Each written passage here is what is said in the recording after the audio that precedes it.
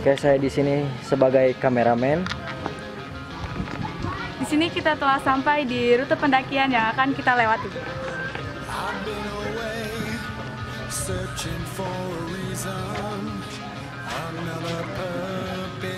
Mari kita jelajahi di sana. Let's go. Let's go. Let's go.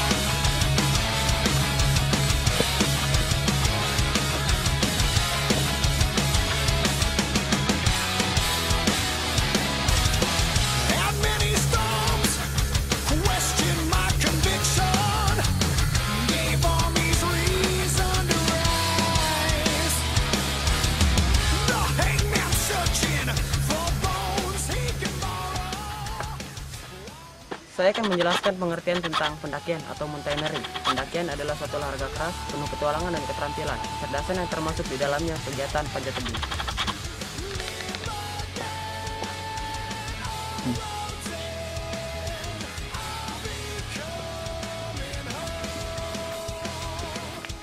Sejarah pendakian gunung. Pada tahun 1492, kelompok orang dari Prancis yang dipimpin oleh Anthony de Ville melakukan perjalanan atau mendaki gunung ke Mount Aiguille.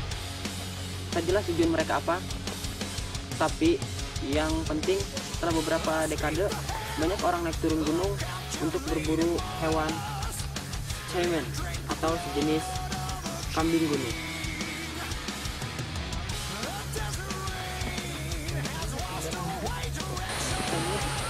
Oke, ini adalah rute yang kita tempuh.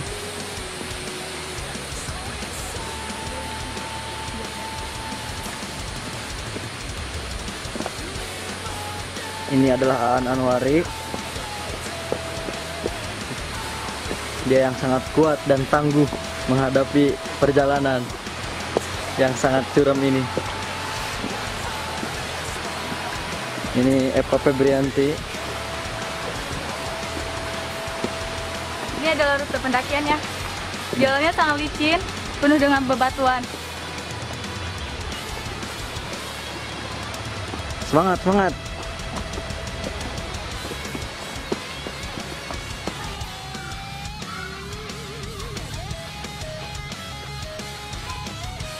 Teknik pendakian. Yang pertama yaitu berjalan tegak, tidak diperlukan perlengkapan kaki khusus atau walking. Yang kedua, medan agak sulit sehingga perlengkapan kaki yang memadai dan pegangan tangan sebagai pembantu keseimbangan sangat dibutuhkan atau scrambling. Yang ketiga, medan semakin sulit sehingga dibutuhkan teknik pendakian tertentu, tapi tali pengaman belum diperlukan atau climbing. Yang keempat, kesulitan bertambah, dibutuhkan tali pengaman dan piton untuk anchor atau penambat, atau bisa disebut juga exposed climbing. Yang kelima yaitu rute yang dilalui sulit, namun peralatan seperti tali, sling, piton dan lain-lain masih berfungsi sebagai alat pengaman atau difficult free climbing. Yang keenam yaitu tebing tidak lagi memberikan pengaman, celah rongga atau gaya geser yang diperlukan untuk memanjat. Pendakian sepenuhnya bergantung pada peralatan atau aid climbing. Dan pendakian yang kita lakukan yaitu termasuk pendakian walking, yaitu dengan berjalan tegak.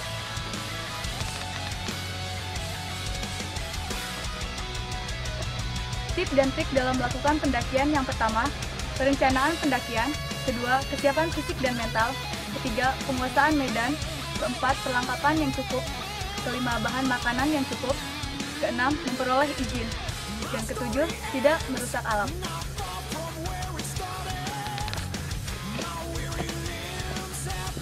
Tujuan pendakian: yang pertama, untuk hobi atau kesenangan pribadi semata; yang kedua, untuk prestise atau mendapat pengakuan; yang ketiga, untuk pengalaman dan ilmu pengetahuan; yang keempat, untuk pelestarian atau misi penyelamatan; yang terakhir, untuk mengasah pribadi dan menemukan hakikat diri.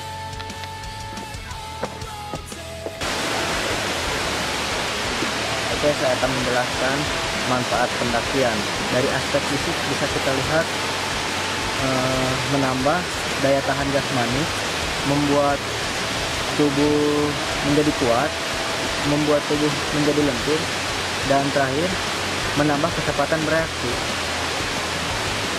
3. Kami akan menjelaskan beberapa alat yang harus dibawa ketika kita mendaki gunung. Ini ada matras. Matras digunakan untuk alat untuk tidur ataupun untuk duduk.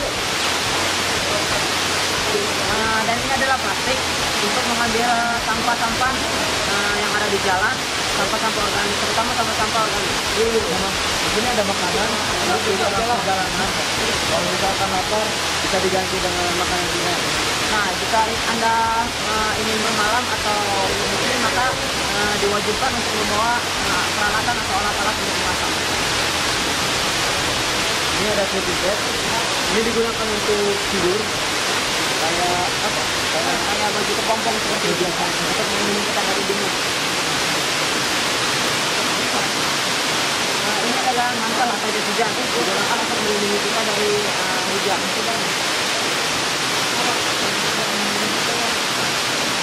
Dan ini adalah tambang untuk pendakian. Tapi di medan ini kita tidak menggunakan kayu ini karena medannya cukup mudah untuk dilewati. Dan ini adalah jaket. Jaket ini digunakan untuk melindungi tubuh kita dari kedinginan. Dan jika udaranya makin dingin, maka kita harus membawa topi ataupun sarung tangan. Dan yang terpenting adalah ini, tas atau tas carrier itu juga disebut carrier. Dan ini adalah pisau untuk memotong ranting-ranting. Ini juga membawa lampu. Jika menerangi kita malam. Menerangi. Kami di sini tidak membawa tenda. Memang seharusnya membawa tenda untuk kita bermalam. Dan yang paling penting lagi yaitu adalah pakaian yang digunakan. Yang di sini kita lihat sepatu. Sepatu menggunakan sepatu yang memiliki berundak-undak seperti ini untuk agar di perjalanan ketika kita mendaki tidak tergelincir. Dan celana kita menggunakan celana panjang dan penutup kepala. Di sini juga kita harus membawa jam dan juga karena di sini kita di hutan, maka kita harus menggunakan GPS. Saya menggunakan smartphone ini sebagai GPS. Ya, itu saja mungkin alat-alat yang kami bawa, kurang lebihnya maaf. Mungkin kami ada beberapa alat yang kami tidak bawa karena kendala yang lainnya.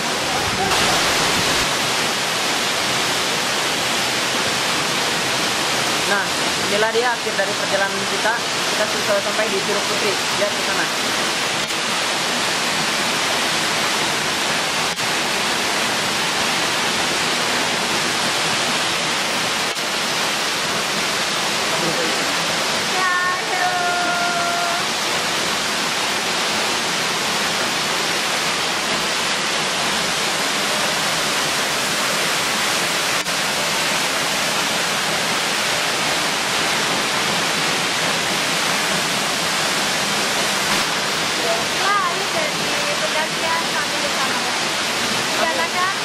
Cuaca tidak mendukung, jadi pendakian kami hanya sampai di Curug Putih.